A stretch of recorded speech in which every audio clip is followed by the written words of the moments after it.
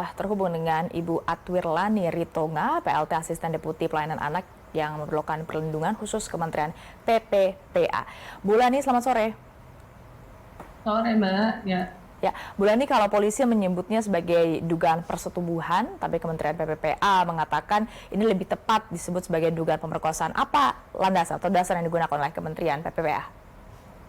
Iya, jadi mungkin saya terangkan sedikit ya. Jadi sebenarnya antara perkosaan dan persetubuhan itu tidak berbeda ya. Perkosaan itu sebenarnya persetubuhan yang secara paksa yang bisa saja dialami oleh perempuan dewasa ataupun anak-anak.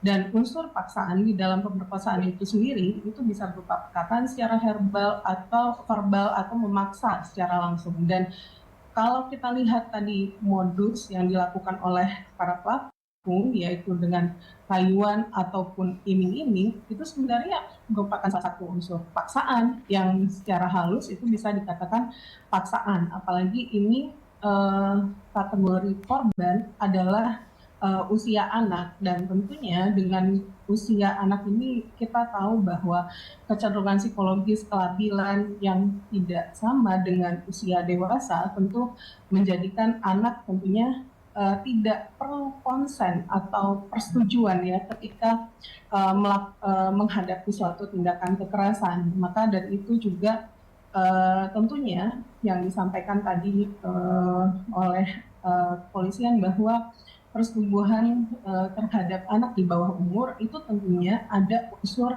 paksaan di dalamnya yang dilakukan terhadap usia anak gitu ya, karena dan itu tentu memenuhi unsur dari pemerkosaan. Oke, kalau Kementerian PPPA berarti menilainya kalau anak terutama ya, kalau persetubuhan atau ya menggunakan istilah persetubuhan itu pasti ada unsur paksaan ya, itu menurut Kementerian PPPA. Apakah sudah dikomunikasikan juga kepada pihak kepolisian?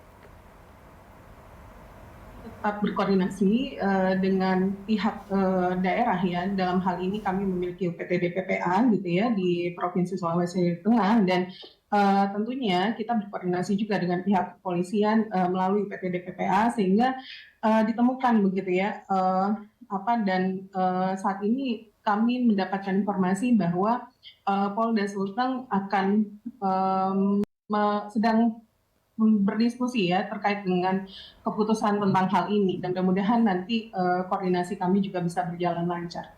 Oke, koordinasinya seintensif apa, Bu Lani? Ya, kita tentunya tidak bisa mencampuri kewenangan dari APH ya. Kita menghormati putusan dari aparat penegak hukum. Namun dalam hal ini tentunya kita memberikan masukan dan mungkin secara hukum memang APH yang akan berwenang terkait dengan hal ini. Tapi masukan dan tentunya kalau misalnya kita menentukan apakah ada unsur pemerkosaan atau unsur paksaan di dalam persetubuhan, kita pidana hukum, sehingga bukti-bukti yang akan diterima selama proses penyelidikan ini bisa betul-betul sesuai gitu ya dengan kenyataannya. Oke, kalau Kementerian PPPA sendiri memandang seperti apa? Karena ada juga beberapa pihak yang kemudian menyuarakan kenapa tidak menggunakan UU TPKS juga, karena dirasa bisa lebih memenuhi rasa keadilan bagi korban. Ya, ya pasti. Karena ini sudah Undang-Undang TPK sudah ada, dan tentunya selain dari KUHP yang tadi pasal 285 tentang pemerkosaan, kemudian Undang-Undang Perlindungan Anak nomor 35 tahun 2014, tentu juga akan kita gunakan Undang-Undang PPKS, dan itu tentunya kita akan melalui ahli pidana ya yang akan memberikan saran untuk masukan terhadap aparat penegak hukum gitu. Tentu yang membuat kita juga miris adalah kondisi dari korban sendiri, Bu Lani, di mana ada pengobatan yang harus dilakukan saat ini di rumah sakit. Kalau dari Kementerian PPPA sendiri, pendampingan apa yang diberikan kepada korban?